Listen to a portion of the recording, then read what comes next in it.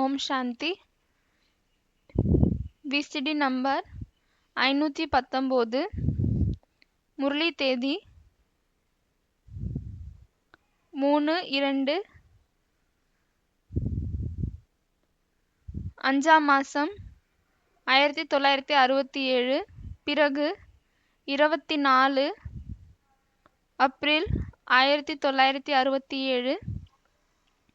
விளக்கம் கொடுக்கப்பட்ட தேதி 21/9/2006.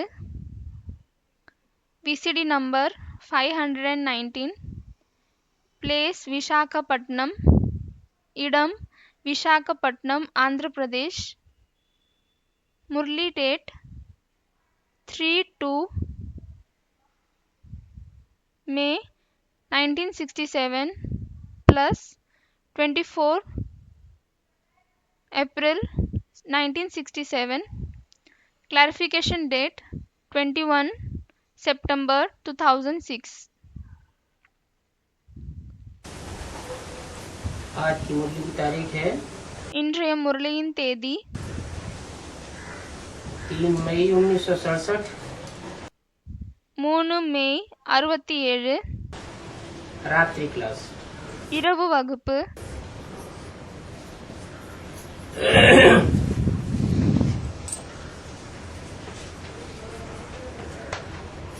बच्चे पढ़ करके सर्विस में लग जाएंगे.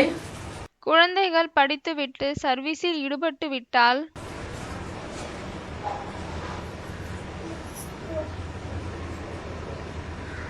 तो बहुत मेहनत से छूट जाएंगे.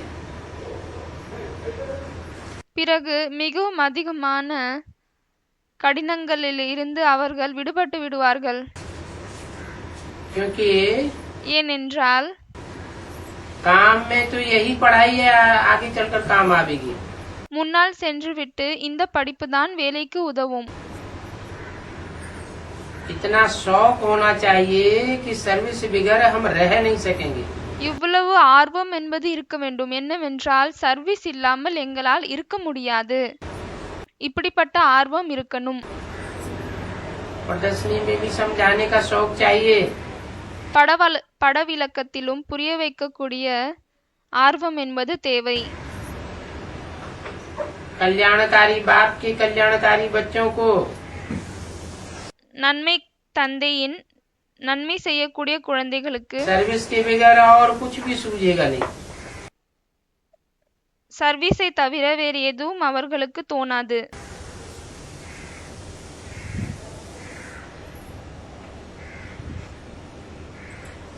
तड़पती रहे तो फिर जिस्मानी सर्विस भी छूट जाएगी. மிகவும் அதிகமாக துடித்து கொண்டே இருந்தால் பிறகு உடலுக்கான சர்வீஸும் விட்டுவிடும். हम आत्मा तो जाती हूँ मंदिर में सर्विस करने के लिए. நம்ம ஆத்மாக்கள் கோவில்களுக்கு சர்வீஸ் செய்வதற்காக செல்கிறோம். पुजारी से पूछना चाहिए, அந்த பூசாரியிடம் கேட்கணும், यह जिनकी मूर्ति रखी हुई है ये कौन है? இங்கு இந்த மூர்த்தி வைக்கப்பட்டிருக்கிறது, இந்த சிலை வைக்கப்பட்டிருக்கிறது, அது யாருடைய சிலை?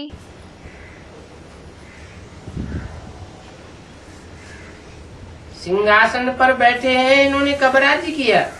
இவர்கள் சிம்ஹாசனத்தில் அமர்ந்திருக்கிறார்கள். எனவே இவர்கள் எப்பொழுது ராஜ்யத்தை செய்தார்கள்?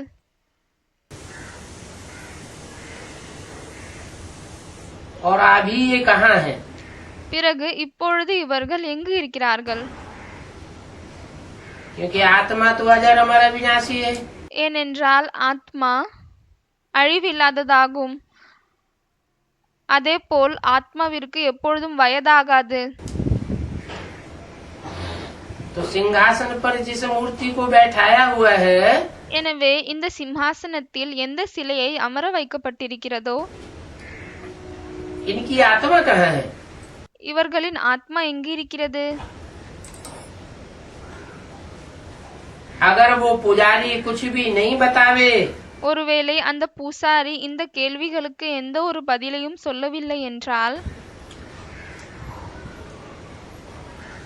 तो बोलो, பிறகு சொல்லுங்கள், ये तो आपकी अंधश्रद्धा हो गई। இது உங்களுடைய குருட்டு நம்பிக்கையாகிவிட்டது. ऐसे ऐसे बोल करके उनकी बुद्धि को चक्रित करके फिर समझाना चाहिए। இப்படி சொல்லிவிட்டு அவர்களின் புத்தியை சுத்திவிட்டு பிறகு நீங்கள் புரிய வைக்க ஆரம்பிக்கணும். फिर बताओ பிறகு சொல்லுங்கள். कि हम जानते हैं நாங்கள் அறிவோம்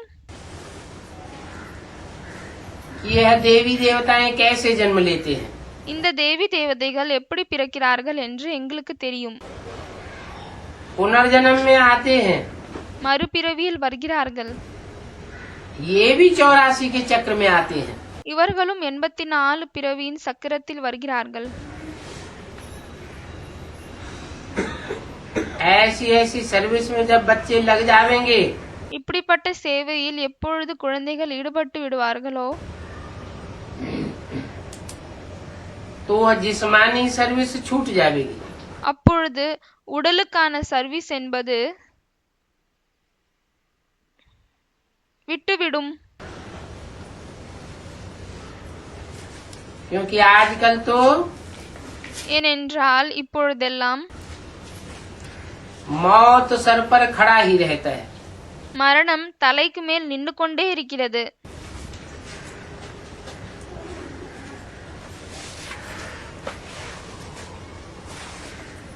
महाकाल की बारी आने वाली है। மகாகாலனுடைய நேரம் வரவிருக்கிறது.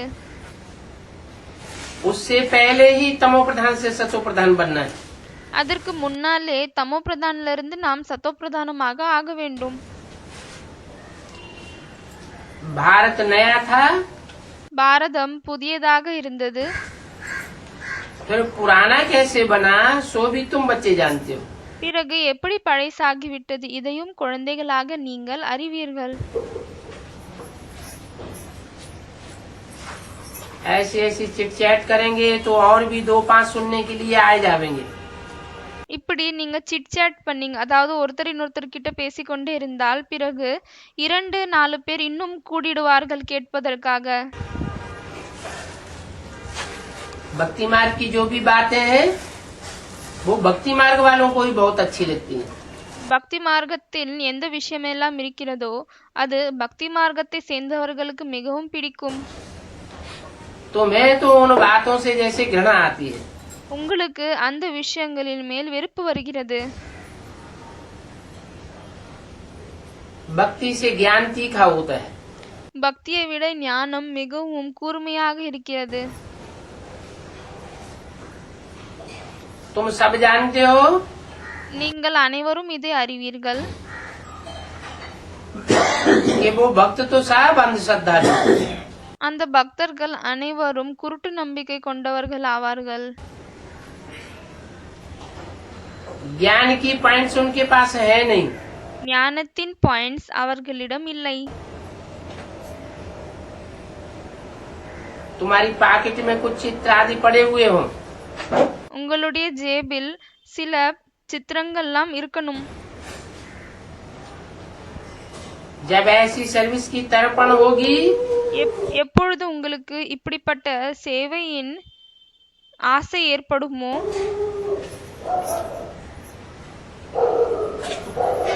तो औरों का कल्याण करने में लग जाएंगे। பிறகு மற்றவர்களுக்கு நன்மை செய்வதில் நீங்கள் ஈடுபட்டு விடுவீர்கள். क्योंकि ये ईश्वरीय ज्ञान जो है वो सभी के लिए है। ஏனென்றால் இந்த ஈஸ்வரிய ஞானம் அனைவருக்காக ஆகும். और सभी को कहना है कि बाप कहते हैं मुझे याद करो। பிறகு அனைவருக்கும் சொல்லணும் என்னவென்றால் தந்தை சொல்கிறார் என்னை மற்றும் நினைவு செய்யுங்கள். मैं सबका बाप हूँ। நான் அனைவரின் தந்தையாவேன். मुझे याद करेंगे तो विकर्म विनाश करके स्वीट होम में चले जाएंगे। என்னை நினைவு செய்தால் பிறகு விகர்மங்களை அழித்துவிட்டு நீங்கள் ஸ்வீட் ஹோமுக்கு சென்று விடுவீர்கள், இனிமையான வீட்டிற்கு சென்று விடுவீர்கள்.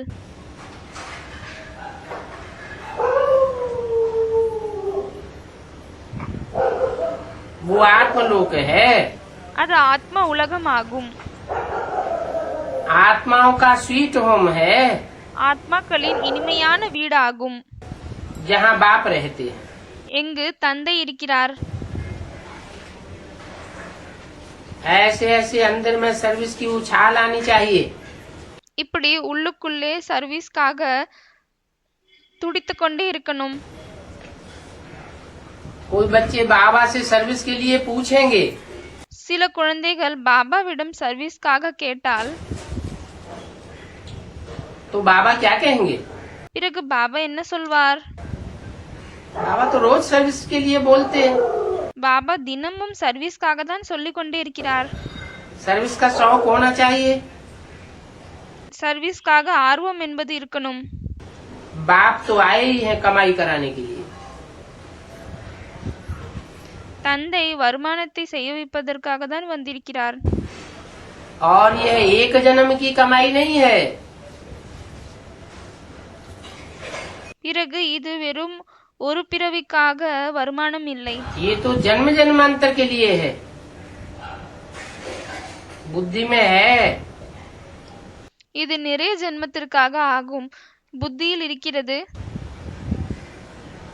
ये जो दो भी दुनिया में धंधा धोरी आदि हैं, இந்த உலகத்தில் எந்த தொழில்கள் எல்லாம் இருக்கிறதோ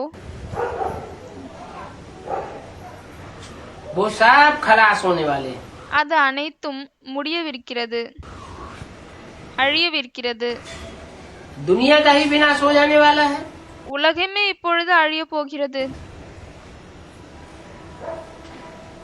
अभी नई दुनिया की स्थापना हो रही है. இப்பொழுது புதிய உலகத்தின் படைப்பு ஏற்பட்டு கொண்டே இருக்கிறது.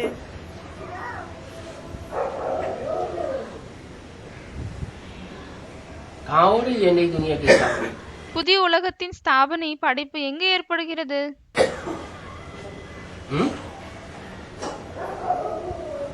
कहीं दिखाई पड़ती है? எங்கேயாவது தென்படுகிறதா? हैं? नहीं दिखाई पड़ती तभी तो चुप है. தென்படவில்லை, அதனால தானே நீங்க அமைதியாக இருக்கிறீர்கள். हैं? नई दुनिया की स्थापना हो रही है हमारी बुद्धि में. நம்மளுடைய புத்தியில் தான் புதிய உலகத்தின் படைப்பு ஏற்பட்டு கொண்டிருக்கிறது. कोई भी मकान बनाना होता है எந்த ஒரு வீடும் உருவாக்க இருக்கிறோம் என்றால் तो पहले बुद्धि में प्लानिंग चलती है. முதலில் புத்தியில் தான் அந்த பிளானிங் நடக்கிறது, திட்டமிடுகிறோம். कहेंगे हमारी बुद्धि में मकान का नक्शा आ गया. சொல்வார்கள் எங்களுடைய புத்தியில் வீடினுடைய மேப் வந்துவிட்டது. तो कहाँ स्थापना हुई? எனவே எங்கு முதலில் ஸ்தாபனை ஏற்பட்டது? बुद्धि रूपी क्षेत्र में स्थापना हुई. புத்தி ரூபமான இடத்தில் தான் முதலில் படைக்கப்பட்டது. ये भी गायन है शास्त्रों में. இதுவும் சாஸ்திரத்தில் பாடப்பட்டிருக்கிறது. कि ब्रह्मा के संकल्पों से सृष्टि रची गई. என்னவென்றால் பிரம்மாவின் சங்கல்பத்தின் மூலமாக உலகம் படைக்கப்பட்டது. तो संकल्पों की उत्पत्ति कहाँ से हुई? எனவே சங்கல்பத்தின் தொடக்கம் எங்கிருந்து ஏற்பட்டது? ब्रह्मा के मनोबुद्धि रूपी क्षेत्र से पहले पहले. முதலில் பிரம்மாவின் மனம் புத்தி ரூபமான இடத்தில் இருந்துதான் முதலில் नई दुनिया की स्थापना की शुरुआत होती है. புதிய உலகத்தின் ஸ்தாபனையின் ஆரம்பம் ஏற்படுகிறது. तो जैसे ब्रह्मा की बुद्धि में होती है, ब्रह्मा के जो बच्चे हैं ब्रह्मा कुमार कुमारी, எனவே பிரம்மாவின் குழந்தைகளாக இருக்கக்கூடிய பிரம்மகுமார் குமாரிகள், उनकी बुद्धि में भी नई दुनिया की स्थापना चलती है. அவர்களின் புத்தியிலுமே புதிய உலகத்தின் படைப்பினுடைய விஷயம் நடந்து கொண்டே இருக்கிறது. इसीलिए ही அதனால்தான் हमारी शांति धाम और नई दुनिया से प्रीति है। நம்மளுக்கு சாந்தி தாமம் பிறகு புதிய உலகத்தோடு அன்பு இருக்கிறது. क्योंकि हमारी बुद्धि में बैठा है इस दुनिया का विनाश होगा। ஏனென்றால் நம்ம புத்தியில் இது அமர்ந்து கொண்டிருக்கிறது. இந்த உலகத்தின் அழிவு ஏற்பட்டால் पुरानी दुखदायी दुनिया का विनाश होने के बाद பழைய துக்கம் நிறைந்த உலகத்தின் அழிவு ஏற்பட்ட பிறகு सब आत्माएं शांति धाम पहुंचेंगी। அனைத்து ஆத்மாக்களும் சாந்தி தாமத்திற்கு செல்வார்கள். और नए सिरे नई दुनिया की स्थापना होती है। பிறகு புதிய விதமாக புதிய உலகத்தின் படைப்பு ஏற்படுகிறது. तो हमारी शांति धाम से पहले पहले प्रीति है। எனவே நமக்கு முதலில் சாந்தி தாமோடு தான் அன்பு இருக்கிறது. फिर होती है नई दुनिया से प्रीति। அதற்கு பிறகுதான் புதிய உலகத்தோடு அன்பு வருகிறது.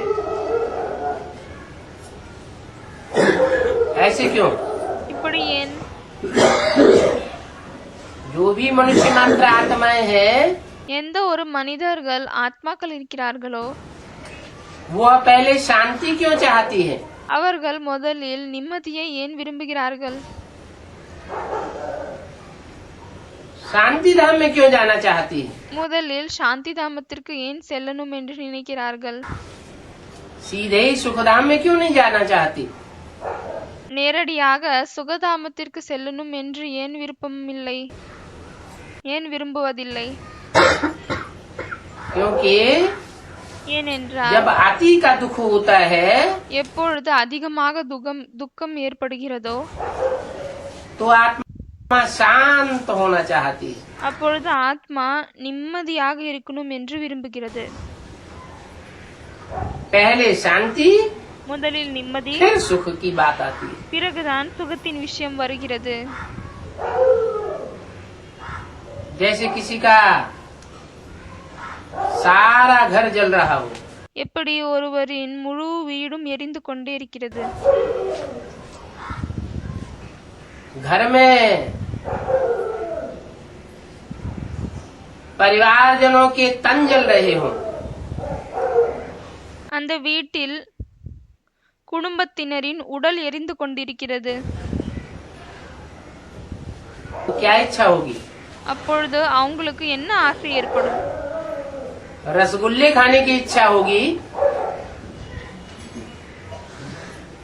या उस शांति से शांति में जाने की इच्छा होगी? ரசகுல்லா சாப்பிடணும் என்று விரும்புவார்களா, இல்லையானால் அந்த நிம்மதி இல்லாமல் இருக்கும் பொழுது நிம்மதியை நோக்கி செல்லணும் என்று விரும்புவார்களா? पहले आत्मा शांति चाहती है। ये दुनिया दुखधाम है।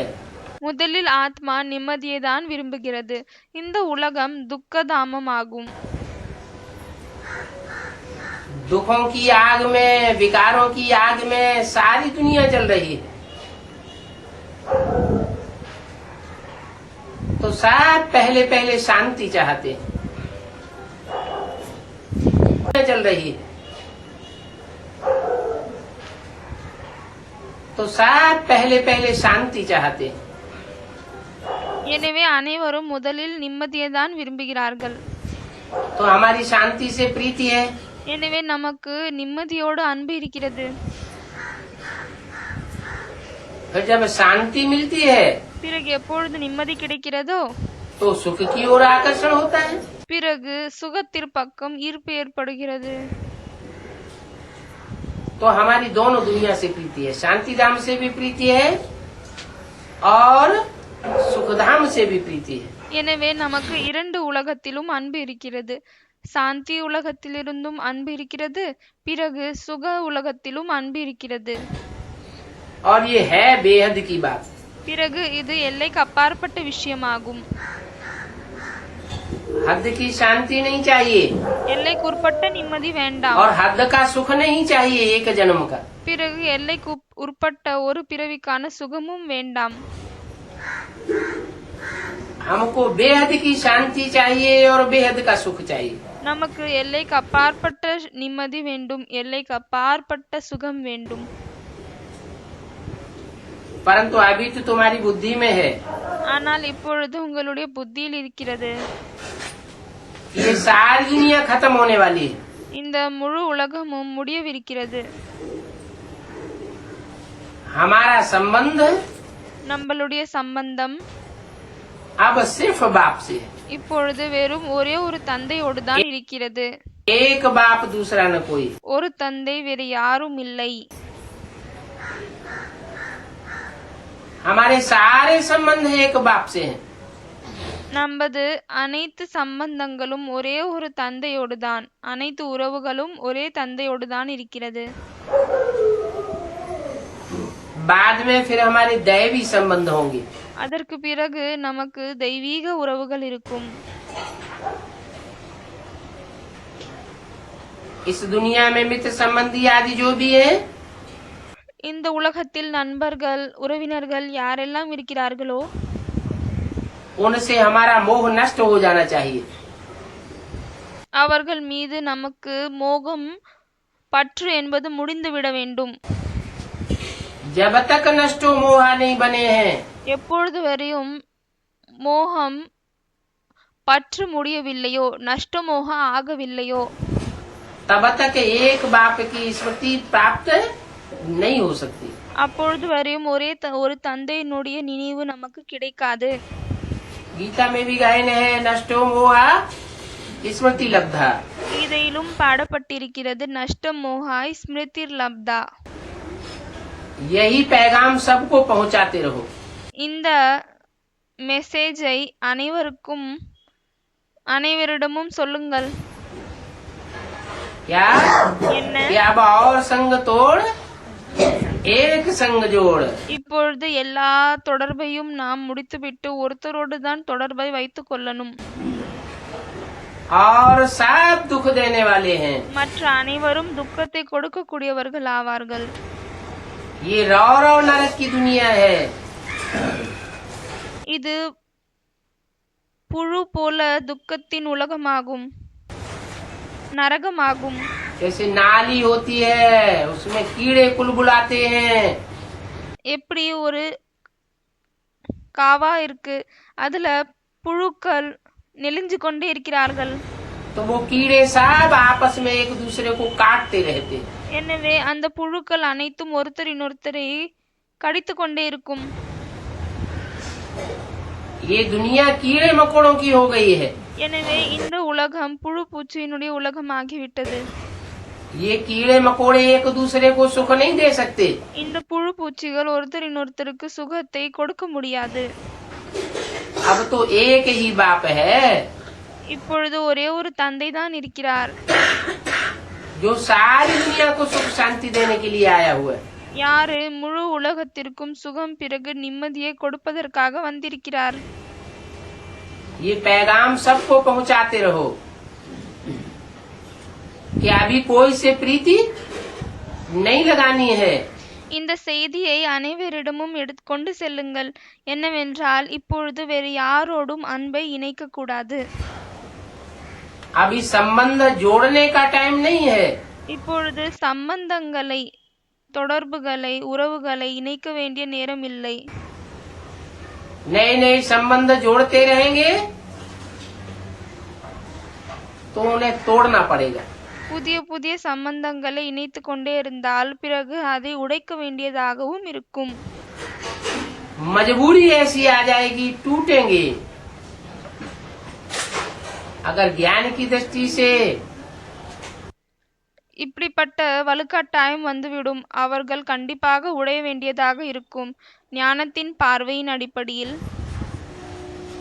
स्वतः ही पुरुषार्थ करके சுயம் புருஷார்த்தத்தை செய்துவிட்டு बुद्धि का योग उनसे टूट जाएगा புத்தியின் யோகம் அவர்களிடமிருந்து உடைந்து விட்டால் तो तकलीफ कम होगी, प्राप्ति ज्यादा होगी। அப்பொழுது கஷ்டம் குறைவாக ஏற்படும், பிறகு பிராப்தி அதிகமாக கிடைக்கும்.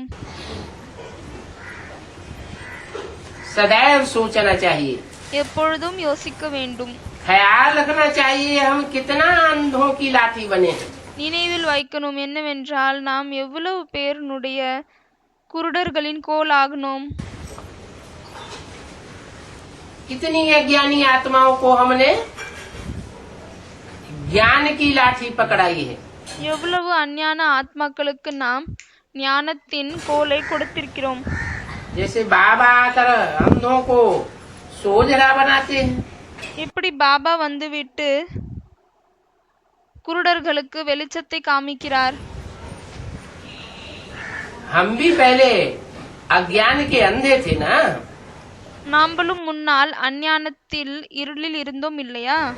बाप ने हमको ज्ञान दे करके सोझरा बनाया, वैसे ही तुम बच्चों தந்தை ஞானத்தின் வெளிச்சத்தில் கொண்டு செல்கிறார். அதே போல் நம்ம को குழந்தைகளும் भी अंधों को सोझरा बनाने की तड़पन होनी चाहिए।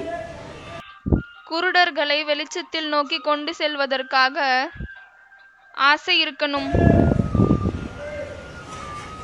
फिर ऐसे बच्चे बाप के दिल पर चढ़ सकते हैं। பிறகு இப்படிப்பட்ட குழந்தைகள் தந்தையினுடைய மனசில் ஏற முடியும்.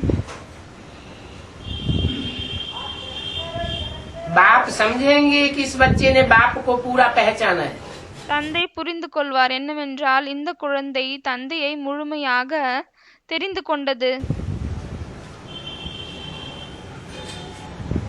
लिखते रहे எழுதி கொண்டே இருங்கள் कि बाबा என்னவென்றால் பாபா आज हमने इनको समझाया, இன்று நாங்க இவ்வளவு பேருக்கு புரிய வைத்தோம்.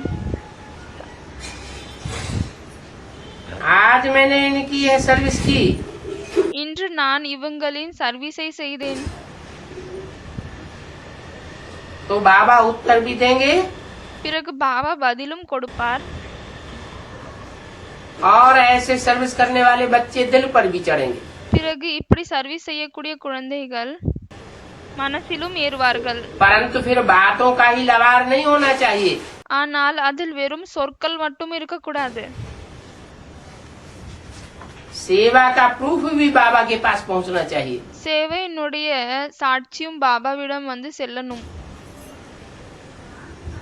जो आत्माएं तैयार होंगी, எந்த ஆத்மாக்கள் ரெடி ஆகுறாங்களோ, सोझरी बनेंगी, வெளிச்சத்தில் வருகிறார்களோ, तो उन्हें पहले पहले तो बाप दिखाई देगा। எனவே அவர்களுக்கு முதலில் தந்தை தான் தென்படுவார். बाप देखने में आवेगा तो बाप की ओर भागेंगी। தந்தை தென்பட்டால் பிறகு அவர்கள் தந்தையை நோக்கி ஓடுவார்கள். प्रूफ तो आ ही जाता है। சாட்சி என்பது வந்துவிடும். बाकी सर्विस ही नहीं करते हैं तो ऐसे बच्चे दिल पर क्या चढ़ेंगे। பிறகு சர்வீஸை செய்யவில்லை என்றால் அப்படிப்பட்ட குழந்தைகள் எப்படி மனசில் ஏறுவார்கள்? जो जो जितना यहाँ दिल पर चढ़ेंगे, யார் யார் எவ்வளவு இங்கு மனதில் ஏறுவார்களோ उतना वहाँ ताऊसी तख्त मिलेगा। அவ்வளவு அங்கு தாவுசி தக்து கிடைக்கும், சிம்ஹாசனம் கிடைக்கும். தாவுசி சிம்ஹாசனம் கிடைக்கும். दिल पर चढ़ेंगे மனதில் ஏறினால் जरूर ईश्वरीय सेवा की जिम्मेवारी लेते हैं। அப்பொழுது கண்டிப்பாக ஈஸ்வரிய சேவையினுடைய பொறுப்பை எடுத்துக்கொள்கிறார்கள். तो दिल पर चढ़ते हैं, அப்பொழுது மனதில் ஏறுகிறார்கள். ईश्वरीय सेवा की जिम्मेवारी यहाँ लेते हैं, ஈஸ்வரிய சேவையினுடைய பொறுப்பை இங்கே எடுத்துக்கொள்கிறார்கள். तो वहाँ उनको பிறகு அங்கு அவர்களுக்கு इतना बड़ा राज्य चलाने की जिम्मेवारी मिलती है। இவ்வளவு பெரிய ராஜ்யத்தை நடத்துவதற்காக பொறுப்பு கிடைக்கிறது.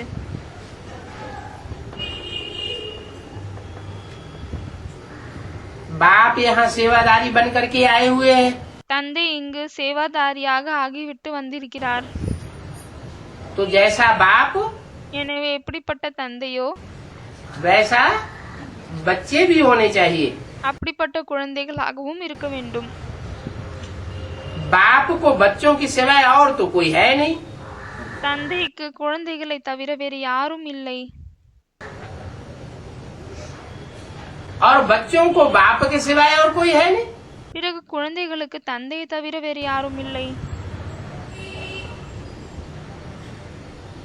सारी दुनिया बच्चों को धक्का मारती रहती है। முழு உலகமும் குழந்தைகளை விரட்டி கொண்டே இருக்கிறது.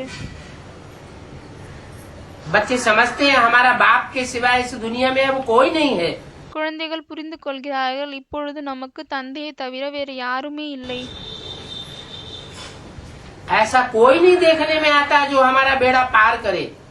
இப்படி யாரும் நம்மளுடைய படகை கரையை சேர்ப்பது போல் நமக்கு தென்படவில்லை. ये जिंदगी का बेड़ा है ना। இது வாழ்க்கையின் படகாகும் இல்லையா?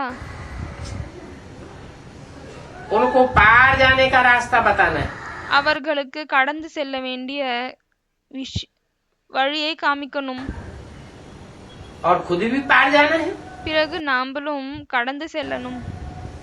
तुम जानते हो நீங்கள் அறிவீர்கள் कि अभी हम वैश्यालय से शिवालय में जाते हैं। நாம் இப்பொழுது வைஷ்யாலயத்திலிருந்து சிவாலயை நோக்கி செல்கிறோம்.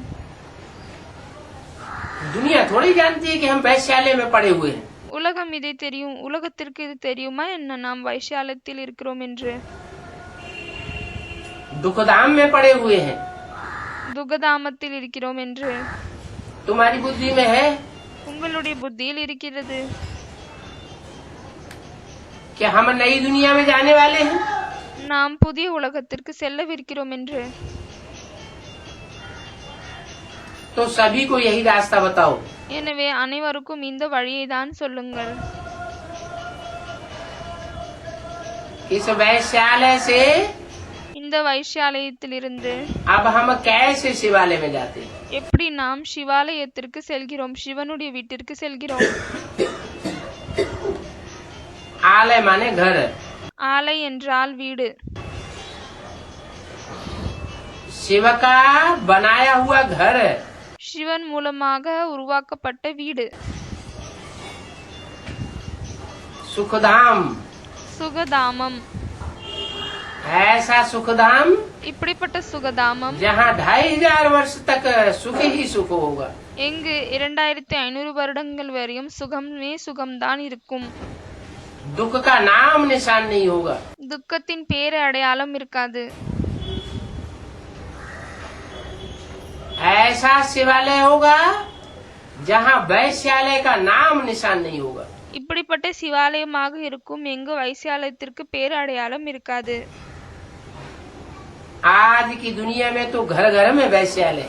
இன்றைய உலகத்தில் ஒவ்வொரு வீட்டிலும் வீடுக்கு வீடு வைஷ்யாலயமாக இருக்கிறது. और बाप की दुनिया में பிறகு தந்தையினுடைய வீட்டில் घर घर में शिवालय होगा। ஒவ்வொரு வீட்டிலும் சிவாலயமாக இருக்கும். तो सभी को ये रास्ता बताओ। எனவே அனைவருக்கும் இந்த வழியை சொல்லுங்கள். भारत पहले भी शिवालय था।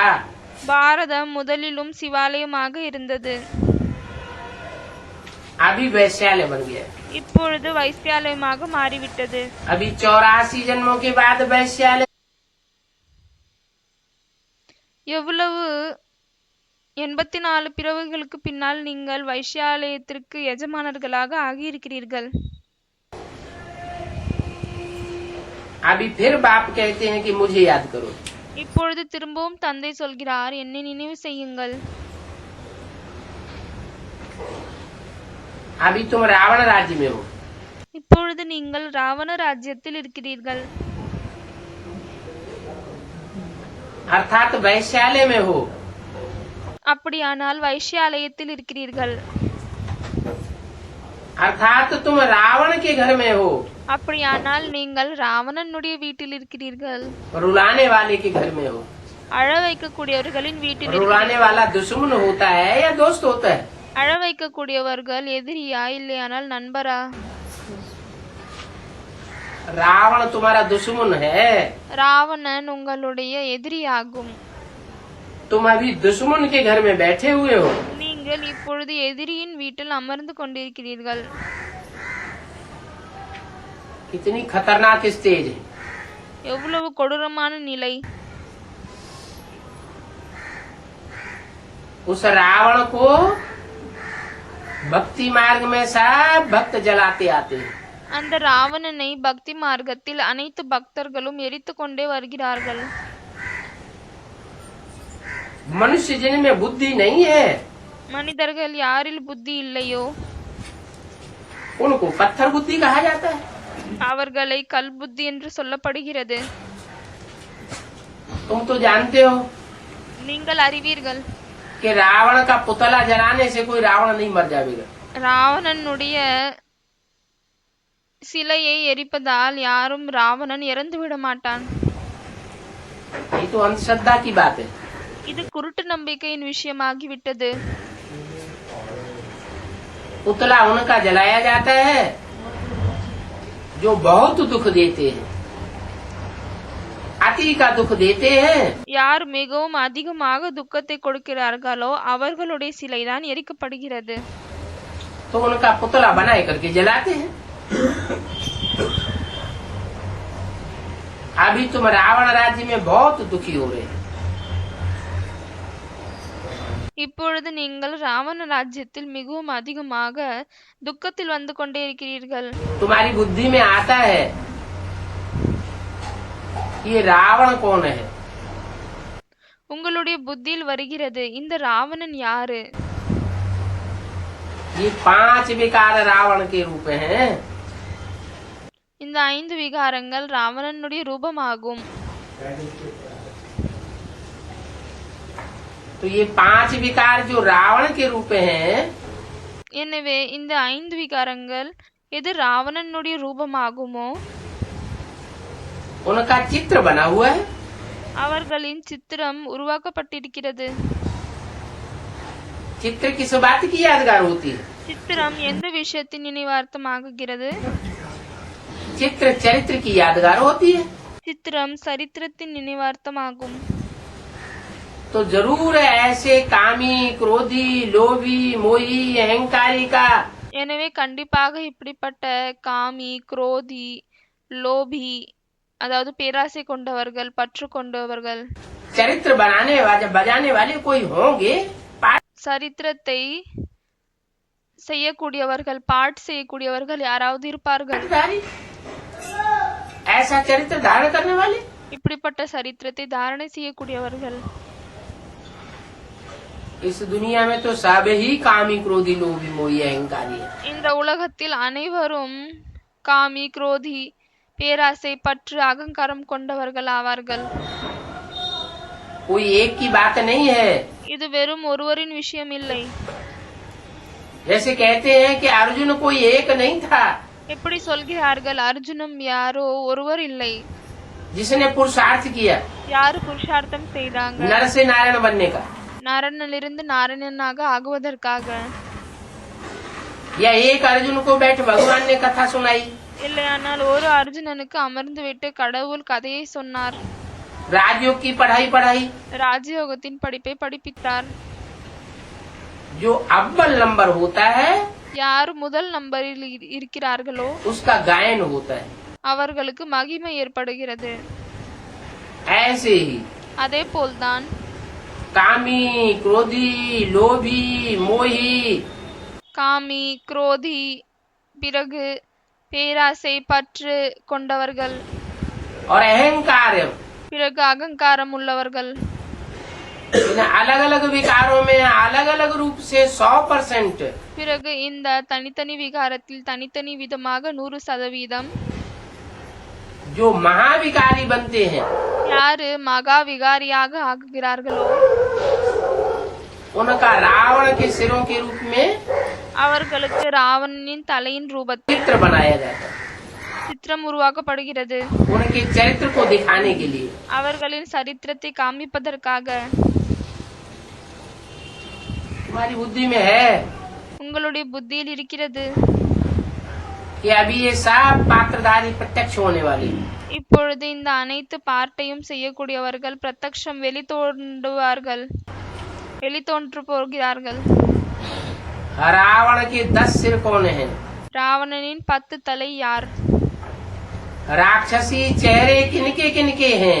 யாருடைய முகம் அசுர முகமாக இருக்கிறது. और देवताई चेहरे किनके किनके हैं. பிறகு தேவதையின் முகம் யாருடையதாகும். अभी देव और दैत्य இப்பொழுது தேவர்கள் பிறகு அசுரர்கள் दोनों पालाएं प्रत्यक्ष होने वाली है। இரண்டு மாலைகளும் வெளித்தோன்றவிருக்கிறது. तो अब यही बात रहे, எனவே இப்பொழுது இந்த விஷயம்தான் இருக்கிறது. सबकी बुद्धि में बैठानी है। क्या बात?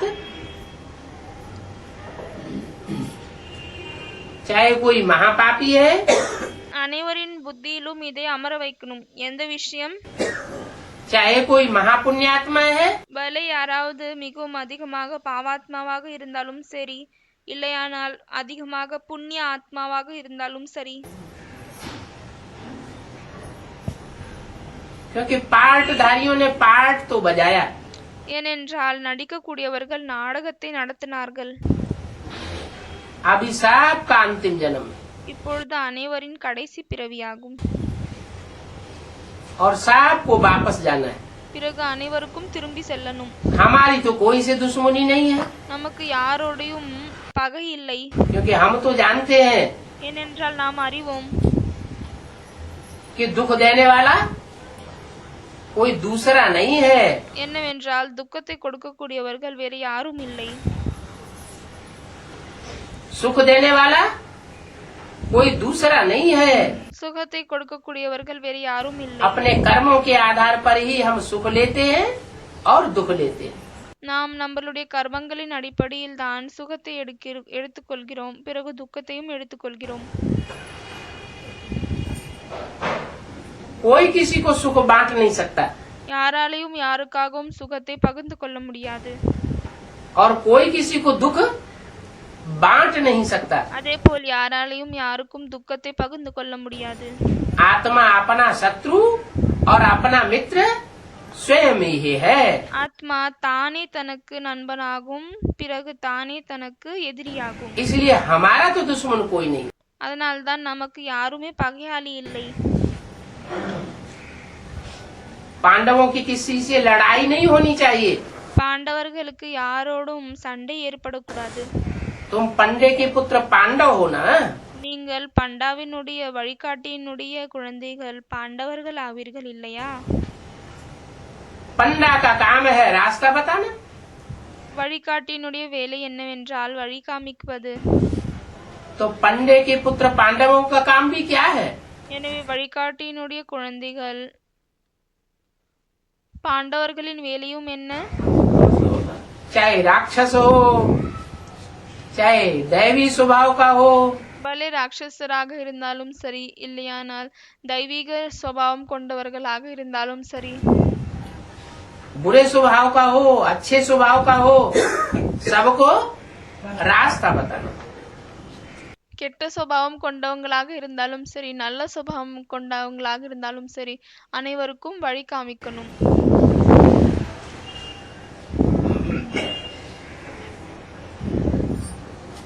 मनुष्य जिनमें बुद्धि नहीं है उनको पत्थर बुद्धि कहा जाता है। மனிதர்கள் யாருக்குள் புத்தி இல்லையோ அவர்களை கல்புத்தி என்று சொல்லப்படுகிறது.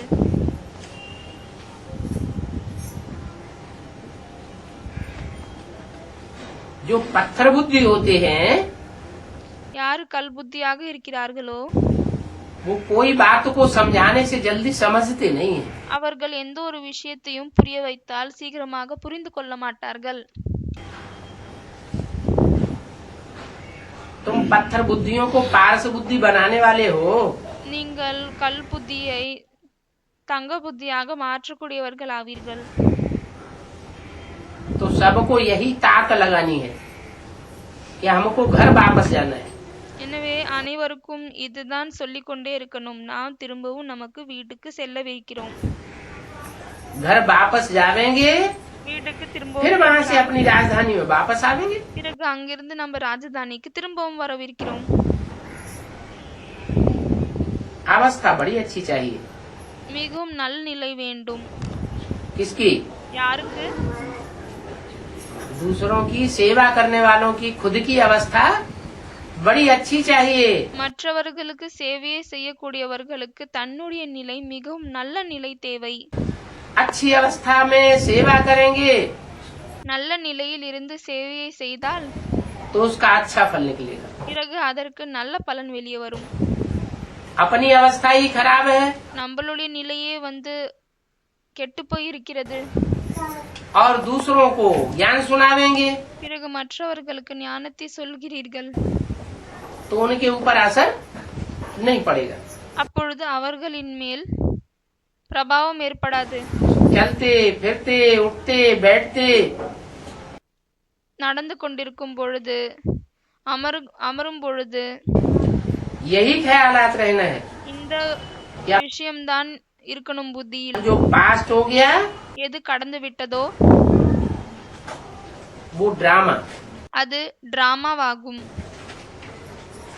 जो होना था सो हुआ। எது நடக்கணும் இருந்ததோ அது நடந்து விட்டது.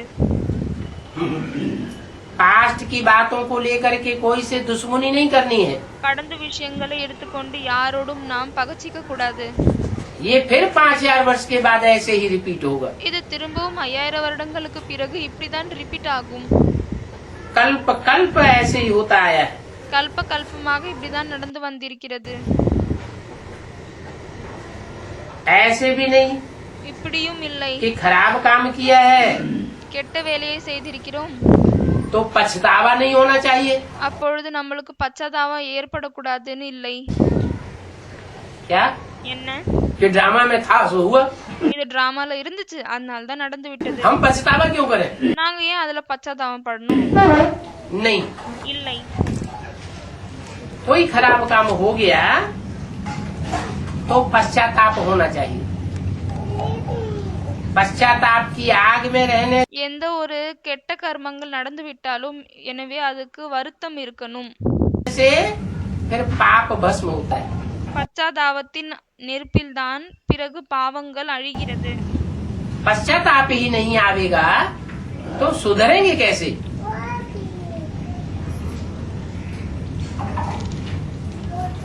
पछताना जरूर होता है। பச்சாதாபமே ஏற்படவில்லை என்றால் பிறகு எப்படி மாறுவது? அதனால்தான் கண்டிப்பாக பச்சாதாபம் ஏற்படணும்.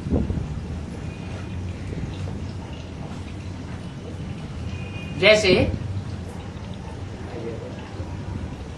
कोई कसाईयों का धंधा करते हैं, எப்படி யாராவது மாடை வெட்டுவதின் தொழிலை செய்கிறார்கள். कसाईयों का धंधा क्या है? गौएं काटते रहते हैं। அந்த கசாயினுடைய வேலை என்ன?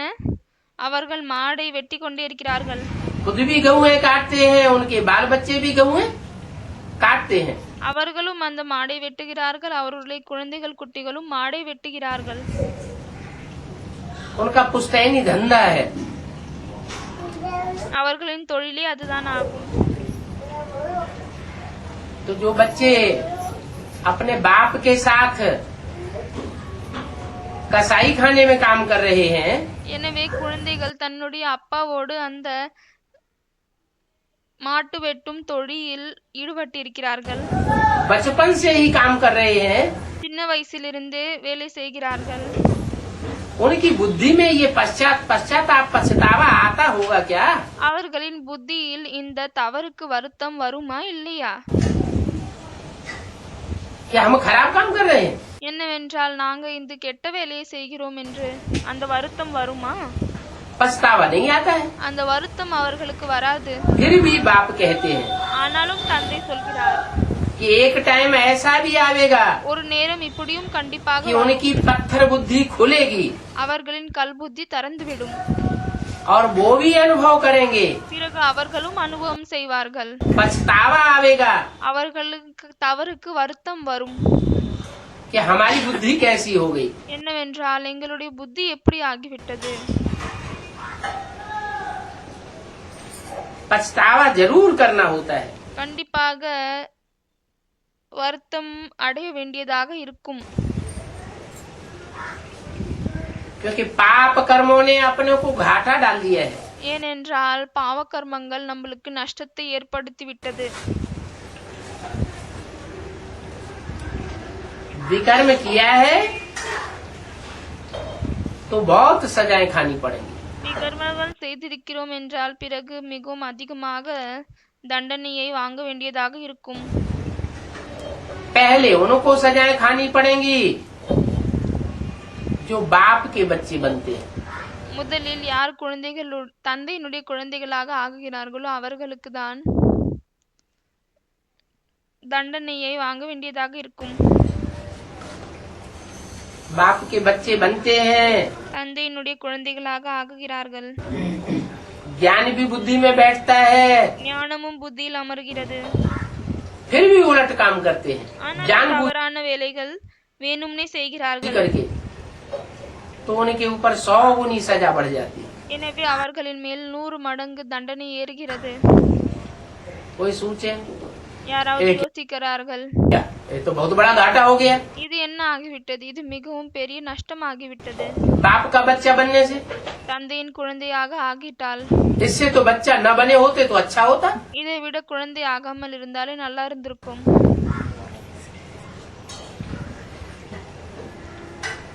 ज्ञान नहीं था तो 1 गुना सजा भोगनी पड़ती थी. ஞானம் இல்லாத பொழுது ஒரே ஒரு மடங்கு தான் தண்டனையை அனுபவிக்க வேண்டியதாக இருந்தது.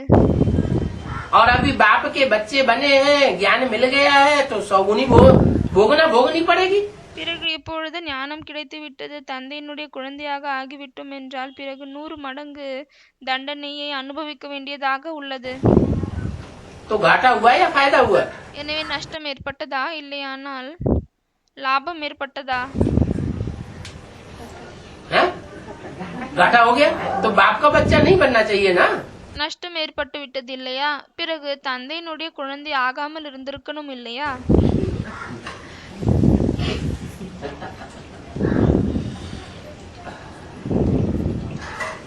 लेकिन नहीं, ஆனால் இல்லை, बाप रहम दिल है. தந்தை கருண உள்ளம் கொண்டவராவார். कोई कितना भी पापात्मा बनता है, யார் எவ்வளவு பாவாத்மாவாக ஆகினாலும் சரி, लेकिन अगर बुद्धि सुधर जाती है ஆனால் புத்தி திரிந்து விட்டால் और अंजाम करता है பிறகு ப்ராமிஸ் பண்றாங்க, कि अब हम पाप नहीं करेंगे, இப்பொழுது நாங்க பாவம் செய்ய மாட்டோம். तो बाप उनकी मदद करने के लिए तैयार. அப்பொழுது தந்தை அவர்களுக்கு உதவுவதற்காக தயாராக இருக்கிறார். हिम्मते बच्चे मदद बाप. ஹிம்மத்தே பச்சே மதத்தே பாப், அதாவது தைரியம் வைத்தால் தந்தை உதவுவார். बाकी अगर छुपाते हैं அதை விட்டு ஒருவேளை மறைத்து கொண்டால் तो सजाएं तो खानी पड़े. பிறகு கண்டிப்பாக தண்டனை அனுபவிக்க வேண்டியதாக இருக்கும். तो बच्चों को डरना है எனவே குழந்தைகளுக்கு பயப்படணும். कि कहीं माया खराब काम न करवा देवे. நம்மளிடம் மாயை எந்த விதமாகவும் தவறான வேலைகளை செய்ய வைத்திடக்கூடாது. माया से प्रभावित होकर के खराब काम करते रहेंगे மாயையோடு பிரபாவத்தில் வந்து விட்டு தவறான வேலைகளை செய்து கொண்டே இருந்தால் तो पद भ्रष्ट होता रहेगा. பிறகு பதவி பிரஷ்டமாகும். तुम जानते हो நீங்கள் இதை அறிவீர்கள், कि हम आत्मा हैं, நாம் ஆத்மா ஆவோம், हम देह नहीं हैं. நாம் தேகம் இல்லை. आत्मिक स्थिति रहेगी ஆன்மீக நிலை இருந்தால் तो कुदृष्टि नहीं जावेगी. பிறகு கெட்ட பார்வை செல்லாது இருக்காது.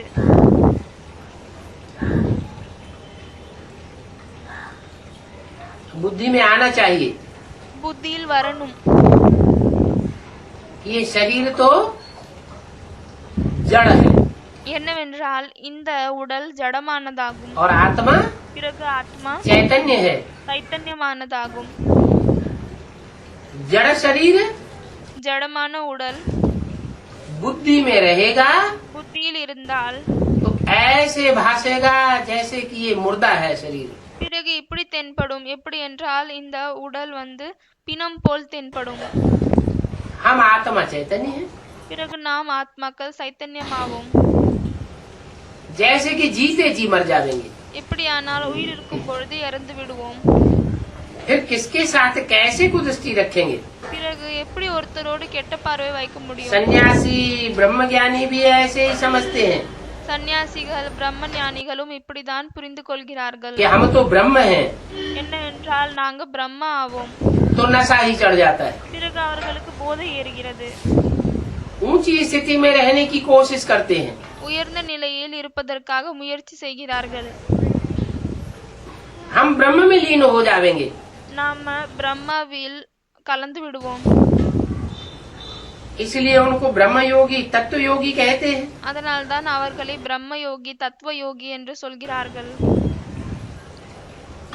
परंतु यह तो उनका गलत रास्ता है। ஆனால் இது அவர்களின் தவறான வழியாகும். आत्मा सदा कार्य के लिए कभी भी परमात्मा में लीन नहीं होती है। ஆத்மா ஒரு பொழுதும் பரமாத்மாவில் எப்பொழுதுக்காகவும் கலக்க முடியாது.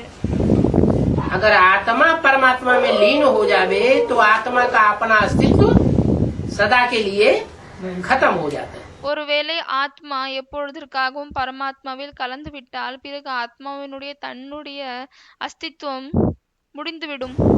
फिर आत्मा अविनाशी कहाँ हुई? பிறகு ஆத்மா அழிவில்லாததாக எப்படி ஆகிவிட்டது? अविनाशी आत्मा तो तब ही कहेंगे அழிவில்லாத ஆத்மா என்று அப்பொழுது மட்டும்தான் சொல்ல முடியும் कि हर आत्मा में अपना पार्ट अविनाशी भरा रहे। எப்பொழுது எல்லா ஆத்மாவிலும் தன்னுடைய பார்ட் அழிவில்லாத பார்ட் நிறைந்திருக்கணும்.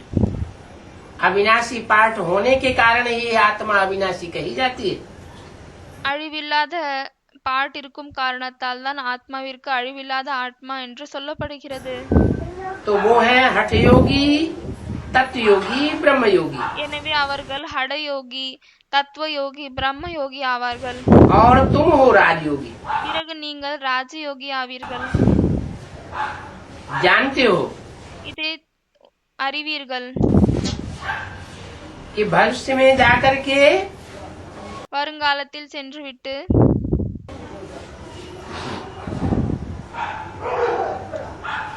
हम राजा बनेंगे। நாம் ராஜாவாக போறோம். अभी तो हम सेवाधारी हैं। இப்பொழுது நாம் சேவாதாரி ஆவோம்.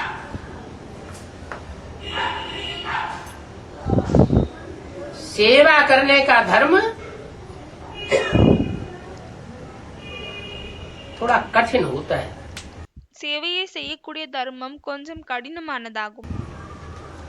सेवा भी करना है சேவையையும் செய்யணும், और दूसरों की बातें भी सुननी पड़े।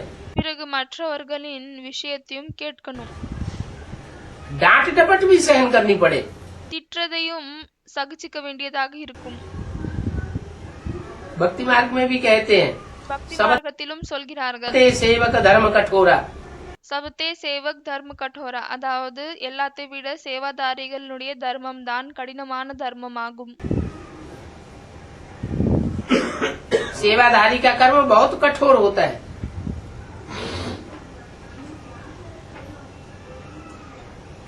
तो बार बार सावधान रहना है அதனால்தான் அடிக்கடி எச்சரிக்கையாக இருக்கணும்.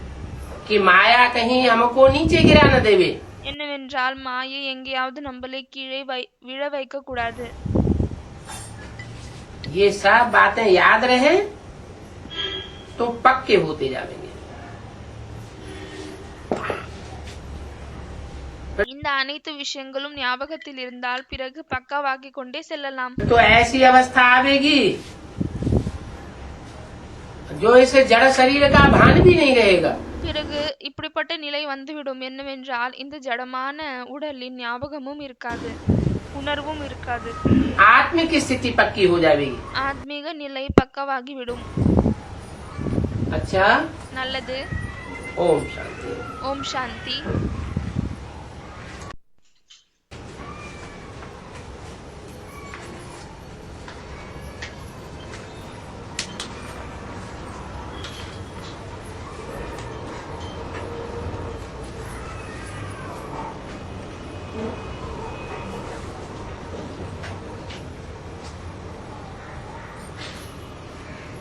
ये रात्रि क्लास है।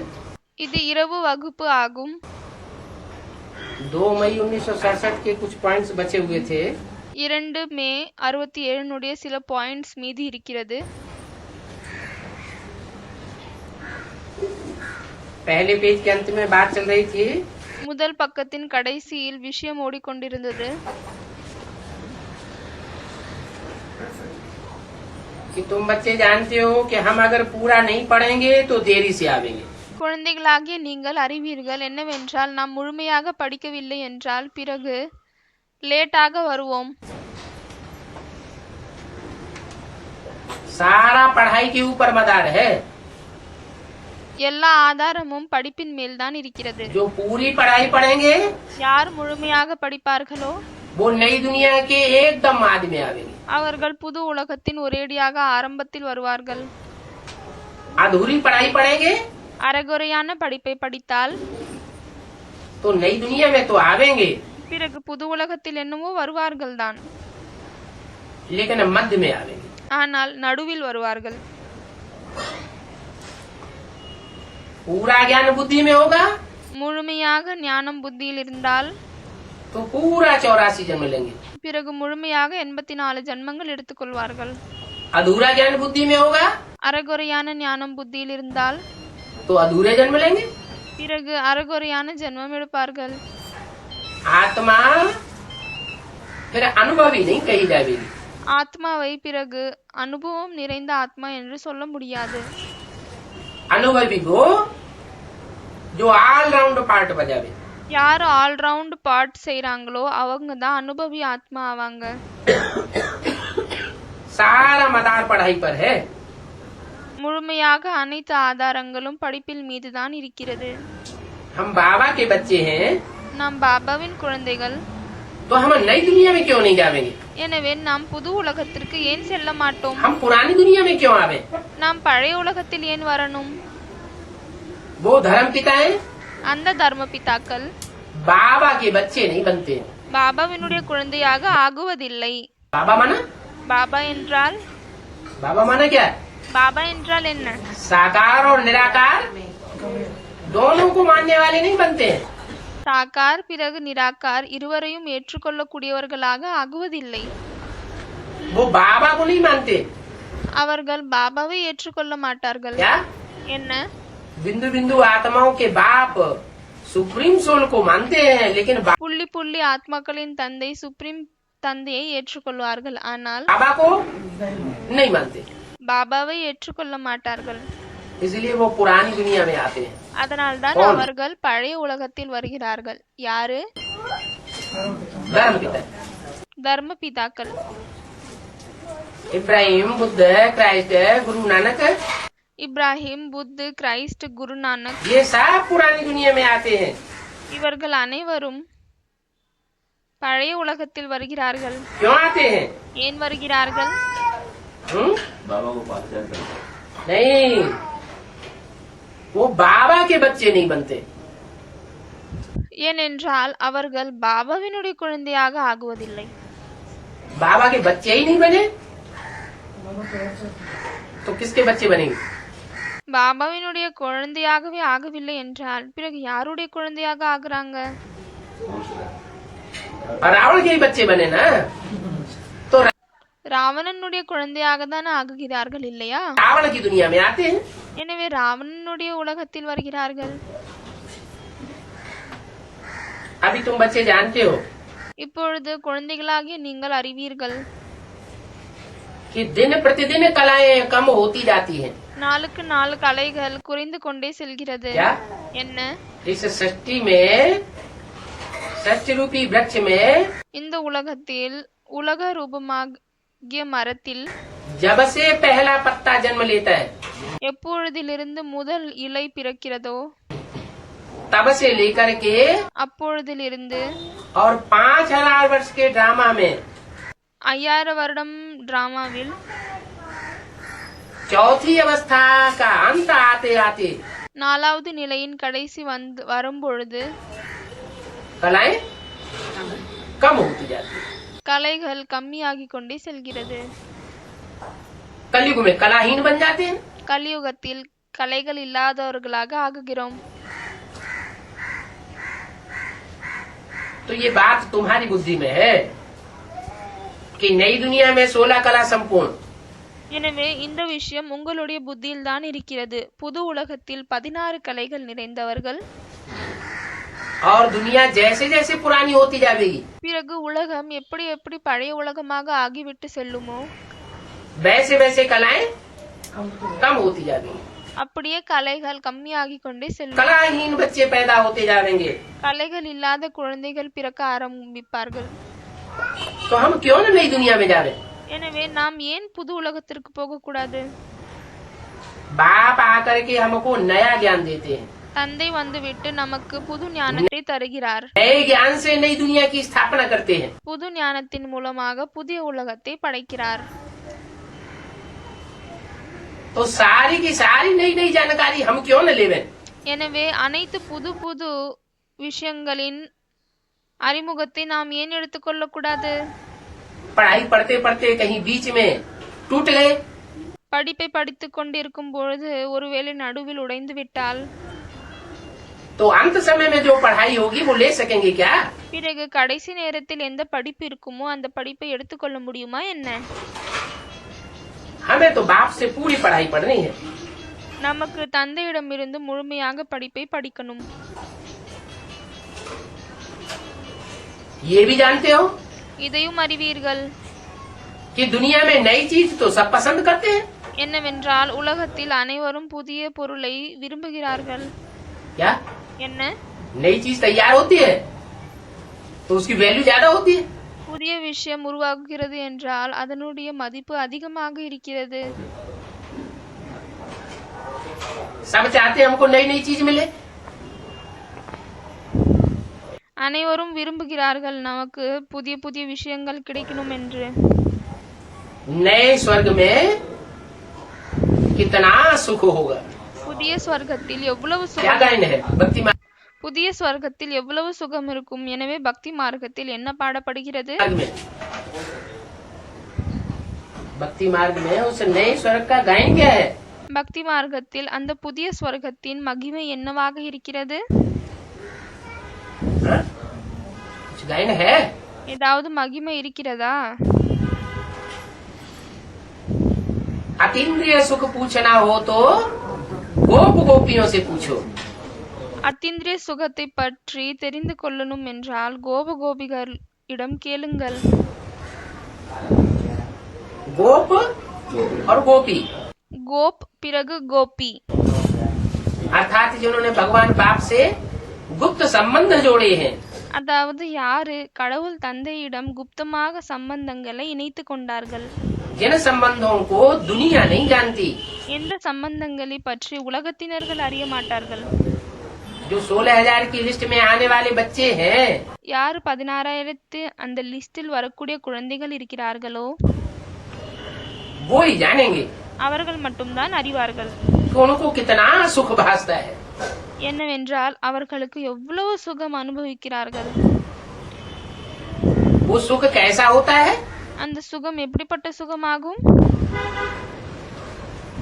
दुनिया में जो सुख होते हैं உலகத்தில் எந்த சுகங்கள் இருக்கிறதோ 5,000 वर्ष की दुनिया में 5000 வருடங்களின் वो உலகத்தில் तो उतरती कला के सुख होते हैं। அது இறங்கும் கிளையினுடைய சுகமாகும். राधा कृष्ण जब से जन्म होगा ராதா கிருஷ்ணரின் பிறப்பு எப்பொழுதிலிருந்து ஏற்படுமோ तो उनका सुख कैसा होगा? அப்பொழுது அவர்களின் சுகம் எப்படிப்பட்ட சுகமாக இருக்கும்? उनका सुख चढ़ती कला का नहीं होगा। அவர்களின் சுகம் ஏறும் கலையினுடைய சுகமாக இருக்காது. और तुम्हारा सुख ஆனால் உங்களுடைய சுகம் दिन प्रतिदिन चढ़ती कला का होगा।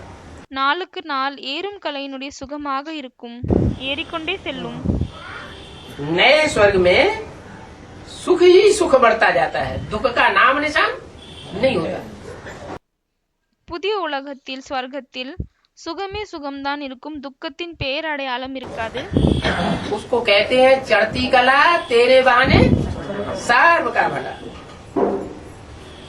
அதற்கு தான் சொல்லப்படுகிறது சடுதி கலா தேரே பஹானே சர்வகா பலா. அதாவது எப்பொழுது ஏறும் கலை ஏற்படுகிறதோ அப்பொழுது நம்ம மூலமாக அனைவருக்கு நன்மைதான் ஏற்படும். तो अब फिर पुरानी दुनिया को संपूर्ण भूलने से எனவே இப்பொழுது பழைய உலகத்தை முழுமையாக மறப்பதின் மூலமாக तुम संपूर्ण नई दुनिया में चले जाएंगे। நீங்கள் முழுமையாக புதிய உலகத்தில் சென்று விடுவீர்கள். पुरानी दुनिया पुरानी देह பழைய உலகம், பழைய உடல், देह के पुराने संबंध, உடலின் பழைய சம்பந்தங்கள், पुराने रीति रस्म रिवाज, பழைய चलन, ये सब நடத்தை, पुरानेपन को जितना भूल பரம்பரைகள்.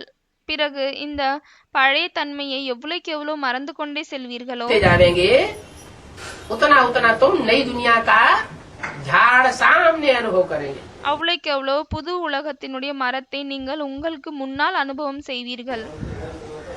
भगवान बात है கடவுள் சொல்கிறார், कि मैं तुमको राजाओं का राजा बनाता हूँ। நான் உங்களை ராஜாக்கெல்லாம் ராஜாவாக்குகிறேன். क्या என்ன? मनुष्य जो भी पढ़ाई पढ़ाते हैं, மனிதர்கள் எந்த படிப்பை எல்லாம் படிப்பிக்கிறார்களோ कोई मनुष्य ये नहीं कह सका कि मैं तुमको राजा बनाता हूँ।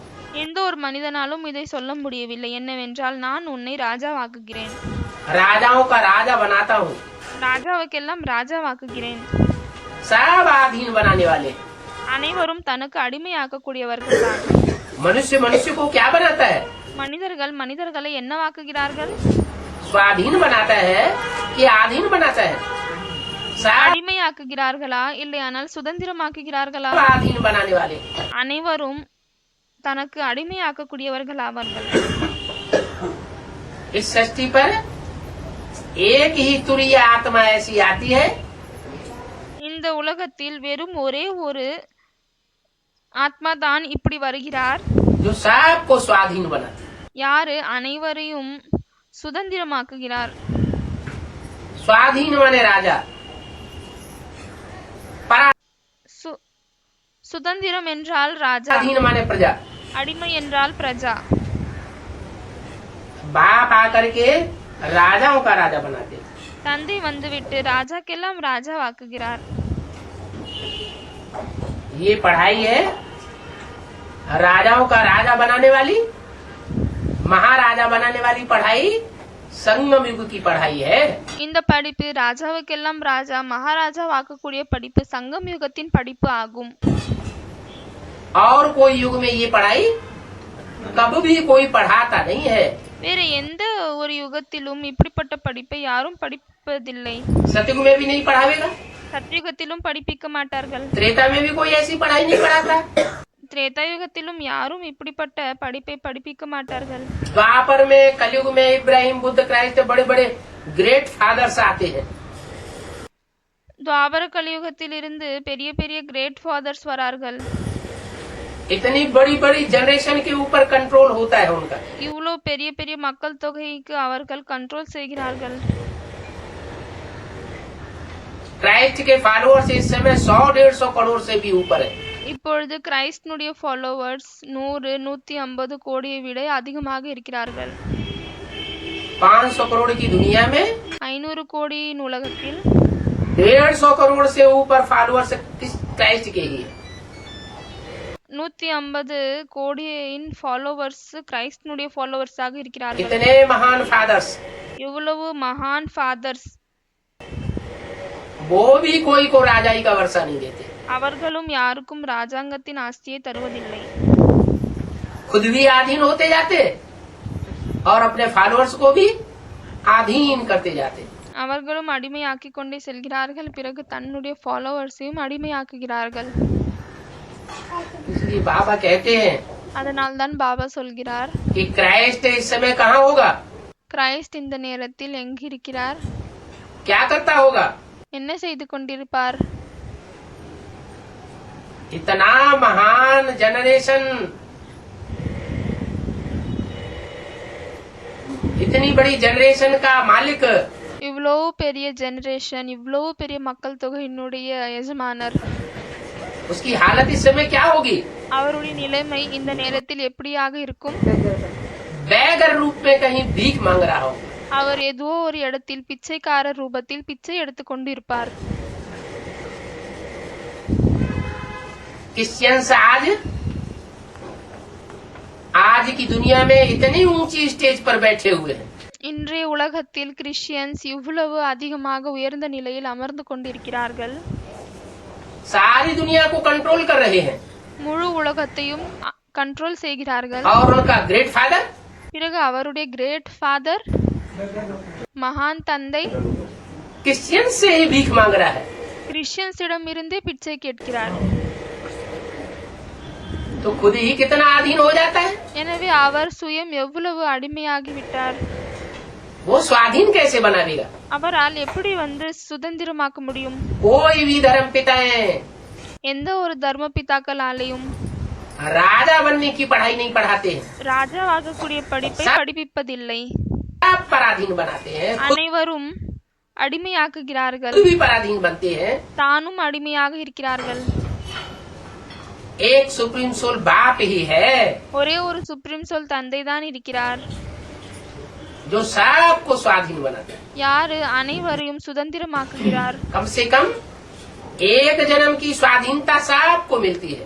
கண்டிப்பாக ஒரு ஜென்மத்தின் சுதந்திரம் அனைவருக்கும் கிடைக்கிறது. जिसे कहते हैं सद्गति। இதைதான் உண்மையான நிலை என்று சொல்லப்படுகிறது. दुर्गति नहीं, சத்கதி, துர்கதி இல்லை. भगवान वाच है। கடவுள் சொல்கிறார், मैं तुमको राजाओं का राजा बनाता हूँ, நான் உங்களை ராஜாவுக்கெல்லாம் ராஜாவாக்குகிறேன்.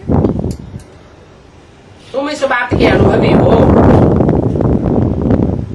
நீங்கள் இந்த விஷயத்தின் அனுபவம் செய்யக்கூடியவர்கள் कि ஆவீர்கள். संगम युग में हमें ये राजाई प्राप्त होती है।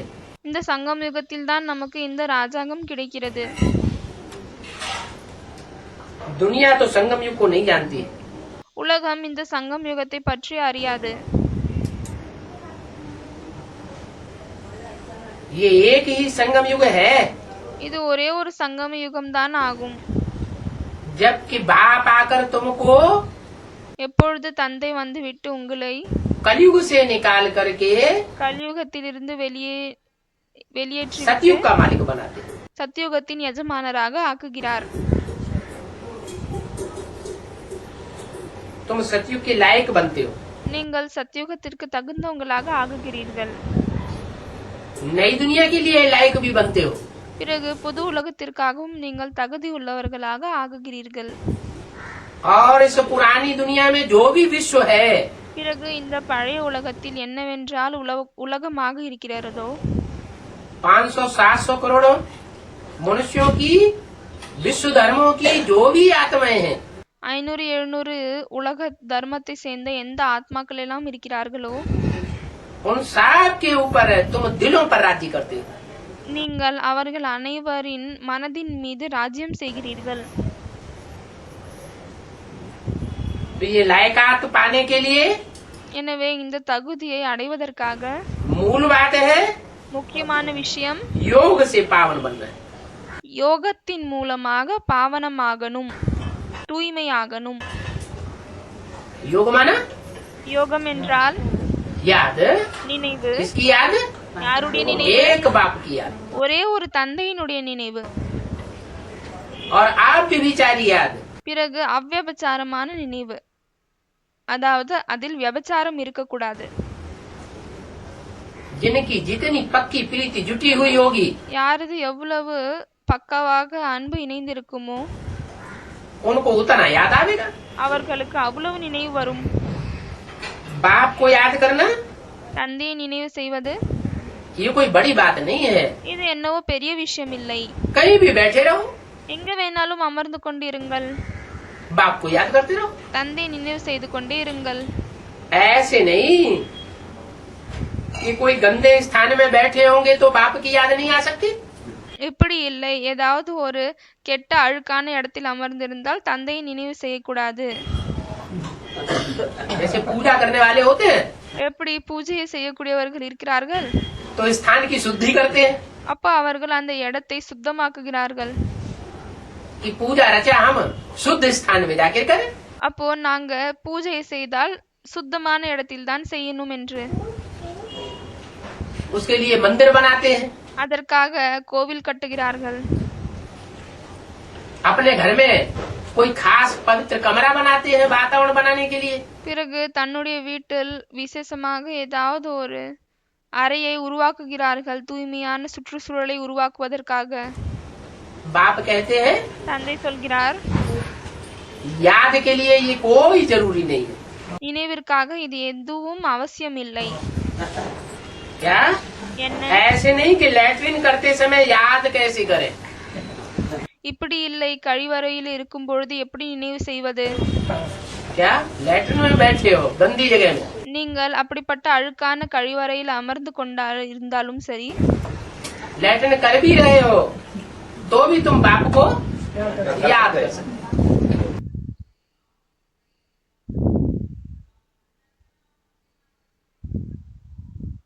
கழிவை வெளியே நீக்கி கொண்டிருந்தாலும் சரி, ஆனாலும் நீங்கள் நினைவு கண்டிப்பாக செய்யலாம். अरे அரே, लैट्रिन करते समय बच्चा बाप को भूल जाएगा क्या. அரே, கழிவை வெளியே நீக்கி இருக்கும் பொழுது குழந்தை தந்தையை மறந்து விடுமா என்ன?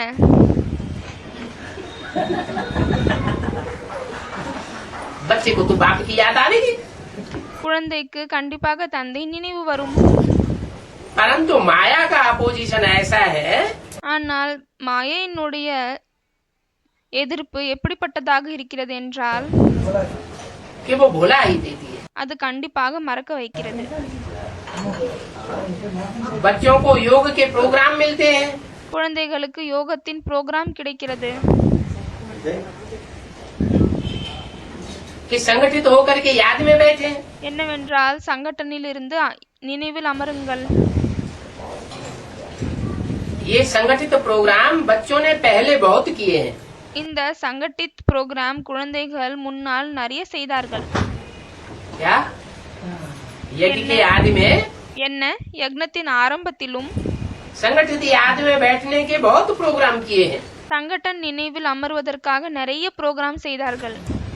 तो जो आज में किए हैं वो अंत में करेंगे या नहीं करेंगे. எனவே எதை ஆரம்பத்தில் செய்தார்களோ அது கடைசியிலும் செய்வார்களா இல்லையா? है? जो आज में हुआ वो सब अंत में भी होना है. எனவே எது ஆரம்பத்தில் நடந்ததோ அது எல்லாம் கடைசியிலும் நடக்கணும். पहले भट्टी में पड़े थे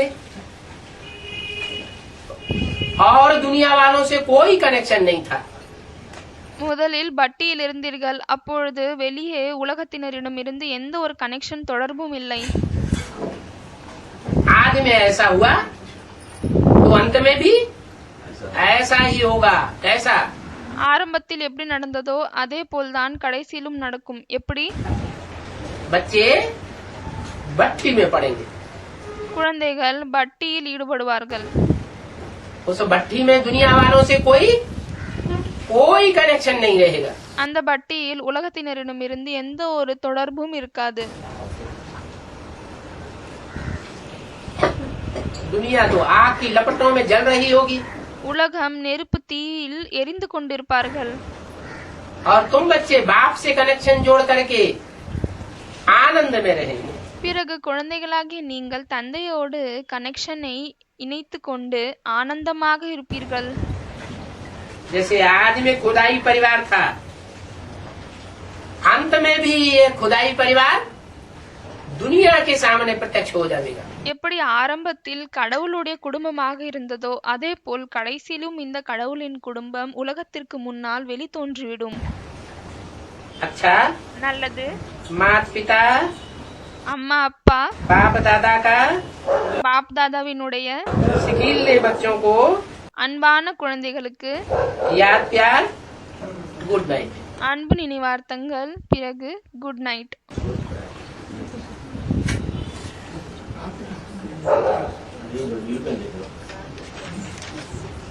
एक और प्रातः क्लास है இன்னொரு காலை வகுப்பு இருக்கிறது. 24 अप्रैल 1967 के तीसरे पेज के 24 ஏப்ரல் 67 மூன்றாவது பக்கத்தின் मध्यांत में बात चल रही थी. நடுவின் கடைசியில் விஷயம் நடந்து கொண்டிருக்கிறது. कोई को समझाओ யாருக்காவது புரிய வைக்கும் பொழுது तो पहले मोटे रूप में समझा करके फिर महीनता में ले जाना चाहिए. முதலில் அவர்களுக்கு லேசாக புரிய வைத்து அதற்கு பிறகுதான் அவர்களை ஆழமாக கொண்டு செல்லணும். ऐसे ही नहीं இப்படி இல்லை. कि समझाना शुरू किया तो पहले से ही डिटेल में समझा रहे हैं. புரிய வைக்கும் பொழுது ஆரம்பிக்கும் பொழுது ஆரம்பத்திலிருந்தே ஆழமாக புரிய வைக்கணும், இப்படி இல்லை. पहले नट शैल में समझाना चाहिए. முதலில் சாரமாக புரிய வைக்கணும். क्या समझाना चाहिए? என்ன புரிய வைக்கணும்?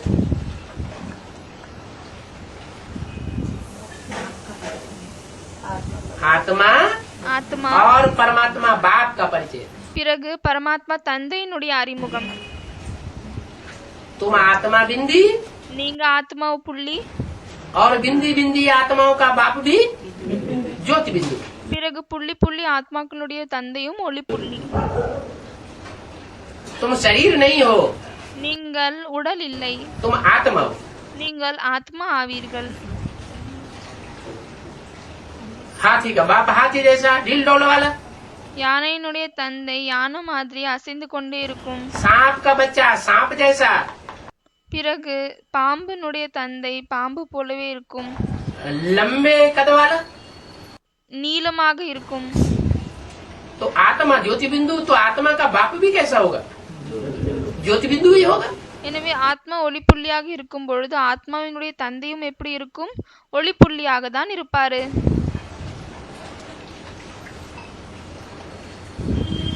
भक्ति मार्ग में इतना बड़ा लिंग रूप रख देते हैं. பக்தி மார்க்கத்தில் இவ்வளவு பெரிய லிங்க ரூபத்தை வைத்து விடுகிறார்கள். ऐसा क्यों है?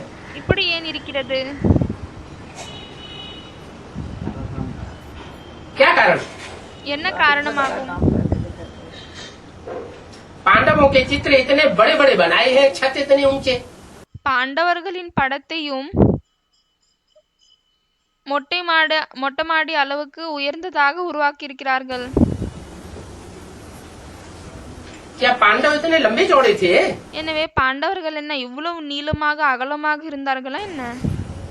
नहीं, இல்லை, उनकी महिमा दिखाने के लिए, அவர்களின் மகிமையை காமிப்பதற்காக தான், उनका बल दिखाने के लिए, அவர்களின் பலத்தை காமிப்பதற்காக தான், कि उनके पास कितना ईश्वरीय बल था. என்னவென்றால் அவர்களிடம் எவ்வளவு ஈஸ்வரிய பலம் இருந்தது. उनके चित्र बड़े बड़े बनाए दिए. அதனால்தான் அவர்களின் படத்தை அவ்வளவு நீளமாக உருவாக்கிவிட்டனர். उनकी बुद्धि कितनी विशाल थी. அவர்களின் புத்தி எவ்வளவு விசாலமாக இருந்தது. वो बुद्धि की विशालता दिखाने के लिए அந்த புத்தியின் நீளமான தன்மையை காமிப்பதற்காக தான் उनके चित्र बड़े बड़े बनाए दिए. அவர்களின் சித்திரத்தை அவ்வளவு பெரிசாக உருவாக்கிவிட்டனர். पांडवों में भी பாண்டவர்களிலும் सब पांडवों के एक जैसे चित्र नहीं दिखाते हैं. அனைத்து பாண்டவர்களின் படத்தையும் ஒரே மாதிரி காமிப்பதில்லை. कोई पांडव छोटा சில பாண்டவர்கள் சிறியதாகவும் और कोई पांडव बड़ा ढील डौल वाला दिखाया जाता है. பிறகு சில பாண்டவர்களை மிகவும் பெரியதாக வாட்டசாட்டமாக காமித்திருக்கிறார்கள். सबसे बड़ा ढील डौल वाला कौन दिखाया गया? மிகவும் பெரியதாக வாட்டசாட்டமாக யாரை காமித்திருக்கிறார்கள்? भीम. பீமரை காமித்திருக்கிறார்கள். इतना बुद्धिशाली था, इतना शक्तिशाली था இவ்வளவு புத்திசாலியாக இவ்வளவு சக்திசாலியாக இருந்தாரு. कि 100 कौरवों का उसने अकेले ही वध कर डाला. என்னவென்றால் 100 கௌரவர்களை அவர் தனியாக இருந்தே வதம் செய்து விட்டார். अनेकों राक्षसों का वध कर डाला. நிறைய ராட்சசர்களை அழித்து விட்டார். इतना ही नहीं, இது மட்டும் இல்லை, 100 कीचकों का वध कर डाला. 100 கீச்சக்கையும் அவர் வதம் செய்து விட்டார். तो जो बड़ा दिखाते हैं எனவே எதை பெரியதாக காமிக்கிறார்களோ ऐसे नहीं कि उनकी आत्मा बड़ी थी. இப்படி இல்லை, அவருடைய ஆத்மா பெரியதாக இருந்தது. आत्मा तो ज्योति बिंदु ही है, ஆத்மா என்பது சிறியதாக தான் இருக்கிறது. लेकिन ஆனால் उस आत्मा में அந்த ஆத்மாவில் याद की शक्ति इतना काम करती है நினைவினுடைய சக்தி இவ்வளவு வேலை செய்கிறது. कि वो बड़े बड़े शक्तिशाली दिखाई गए. அவர்களை மிகவும் பெரியதாக சக்திசாலியாக காமித்திருக்கிறார்கள். मनुष्यों के भी बहुत बड़े बड़े चित्र बनाते हैं. மனிதர்களுக்கும் மிகவும் பெரிய பெரிய சித்திரங்களை உருவாக்குகிறார்கள். जैसे महात्मा बुद्ध, எப்படி மகாத்மா புத்தர், बाहुबली, பாகுபலி कितने बड़े चित्र बनाए हैं. எவ்வளவு பெரிய சித்திரங்களை உருவாக்கி இருக்கிறார்கள். शंकर का चित्र कितना बड़ा बनाते हैं, சங்கருடைய சித்திரத்தையும் எவ்வளவு பெரியதாக உருவாக்குகிறார்கள்.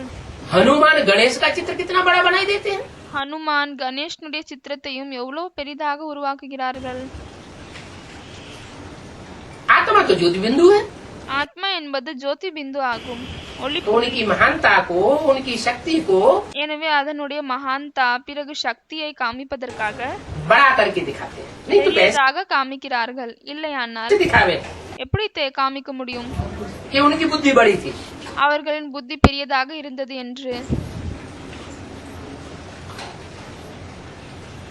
भक्ति मार्ग में क्या क्या बैठ बनाई दी है, பக்தி மார்க்கத்தில் என்னவெல்லாம் அமர்ந்து விட்டு உருவாக்கி விட்டனர். जो भी बनाते हैं अनजान में बनाते रहते हैं, என்னவெல்லாம் உருவாக்குகிறார்களோ அது தெரியாமல் தான் செய்கிறார்கள். खुद उसका अर्थ नहीं समझते। அவர்கள் சுயம் அதனுடைய அர்த்தத்தை தெரிந்து கொள்ள மாட்டார்கள். बाप आकर के தந்தை வந்துவிட்டு इन सब बातों का अर्थ बताते हैं। இந்த அனைத்து விஷயங்களின் அர்த்தத்தை சொல்கிறார். मनुष्य कितना मुझे हुए हैं, மனிதர்கள் எவ்வளவு குழப்பத்தில் இருக்கிறார்கள்.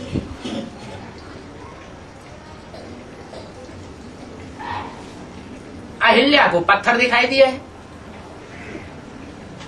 அஹில்யாவை கல்லுப்போல் காமித்து விட்டனர். अब कोई मनुष्य पत्थर बन जाता है क्या। எனவே இப்படி ஏதாவது ஒரு மனிதன் கல்லாக மாறி விடுவார்களா என்ன? पत्थर बुद्धि बनने की बात है। இது கல் புத்தி ஆக வேண்டிய விஷயமாகும். बाप कहते हैं தந்தை சொல்கிறார், जो भी पास्ट हो गया எதெல்லாம் பாஸ்ட் ஆகிவிட்டதோ, கடந்து முடிந்து விட்டதோ, और भक्ति मार्ग में जो भी पास्ट होता आया பிறகு பக்தி மார்க்கத்தில் எது எல்லாம் கடந்து விட்டதோ वो फिर भी ऐसे ही होगा। அது திரும்பவும் இப்படியே தான் நடக்கும். अभी तुम बच्चों को ईश्वरीय सेवा में लग जाना चाहिए। இப்பொழுது குழந்தைகளாகிய உங்களுக்கு ஈஸ்வரிய சேவையில் ஈடுபட்டு விடணும். ये भक्ति मार्ग की बातें सब छोड़ दो, இந்த பக்தி மார்க்கத்தின் விஷயங்கள் அனைத்தையும் விட்டு விடுங்கள். ये भी निमित्त बना था। இவங்களும் நிமித்தமாகினார்கள். सभी तो ऐसे निमित्त नहीं बनते। அனைவரும் இப்படி நிமித்தமாகுவதில்லை. नशा चढ़ गया तो यहाँ आकर के बैठ गए। போதை ஏறிவிட்டால் பிறகு இங்கு வந்து அமர்ந்து விட்டனர். अरे हमको तो राजा ही मिलती है, அரே நமக்கு ராஜாங்கம் கிடைக்கிறது, फिर पाई पैसे के धंधे में हम क्यों पड़े हैं। பிறகு ₹1 ₹2 சம்பாதியத்தில் நாம் ஏன் ஈடுபடணும்? बाप बच्चों से पुरुषार्थ कराते हैं, தந்தை குழந்தைகளிடம் புருஷார்த்தத்தை செய்ய வைக்கிறார். जानते हो कि राजधानी स्थापन हो रही है। நீங்கள் அறிவீர்கள், ராஜாங்கம் வந்து இப்பொழுது ஸ்தாபனை ஆகவிருக்கிறது. कितनी बड़ी प्रारब्ध है। எவ்வளவு பெரிய பிராரப்தமாகும், பிராப்தி ஆகும். तो अभी श्रीमत पर चल करके दिखाओ। எனவே இப்பொழுது ஸ்ரீமத்தின் அடிப்படையில் நடந்து காமியுங்கள். श्रीमत पर चलने में कोई चूचा नहीं करो। ஸ்ரீமத் படி நடப்பதில் நீங்க எந்த ஒரு சத்தம் போடாதீர்கள். क्या என்ன? बाप श्रीमत देते हैं, தந்தை ஸ்ரீமத் சொல்கிறார், यहाँ जाकर के सर्विस करो। இங்கு சென்று விட்டு சர்வீஸ் செய்யுங்கள். कहते हैं यहाँ सर्दी है, சொல்கிறார்கள், இங்கு வந்து குளிராக இருக்கிறது, वहाँ गर्मी है, அங்க வெயில் இருக்கு, वहाँ बरसात बहुत हो रही है। இங்கு மிகவும் அதிகமாக மழை பெய்கிறது. तो चूचा करना हुआ ना। அப்பொழுது அதை மீறுவது சத்தம் போடுவதாகும் இல்லையா? சூச்சா அப்படி செய்வதாகும் இல்லையா? अच्छा, நல்லது. एक्सीडेंट में कोई अचानक मर जाता है, ஆக்சிடென்ட்டில் விபத்தில் யாராவது திடீர்னு இறந்து விடுகிறார்கள். कोई परिवार का मुखिया ஏதாவது பரிவாரத்தின் குடும்ப தலைவர் एक्सीडेंट में अचानक मर जाता है तो क्या ஆக்சிடென்ட்டில் விபத்தில் திடீர்னு இறந்து விடுகிறார்கள். परिवार के लोग सब भूख मर जाते हैं क्या। அப்பொழுது முழு குடும்பத்தில் இருக்கக்கூடியவர்கள் என்ன பசியோடு இறந்து விடுகிறார்களா? हैं? भूख मरते हैं, பசியோடு இறக்கிறார்களா? नहीं मरते हैं ना। இறப்பதில்லை இல்லையா? तो डरना नहीं चाहिए। எனவே பயப்படக்கூடாது. श्रीमत पर चलने से नुकसान नहीं हो सकता। ஸ்ரீமத்தின் அடிப்படையில் நடந்தால் ஒரு பொழுதும் நஷ்டம் ஏற்படாது. बल मालूम पड़ता है थोड़े समय के लिए, பலே குறைந்த நேரத்திற்காக நம்மளுக்கு தென்படுகிறது. ये तो हम गलत मत पर चल गए, हमारा नुकसान हो गया। இது என்னவோ நாம தவறான வழிப்படி நடந்து விட்டோம், நமக்கு நஷ்டம் ஏற்பட்டு விட்டது. ये ज्ञान की कमी की बात है। இது ஞானத்தின் குறைவின் விஷயமாகும். अच्छा, நல்லது. बच्चों को ओम शांति। குழந்தைகளுக்கு ஓம் சாந்தி.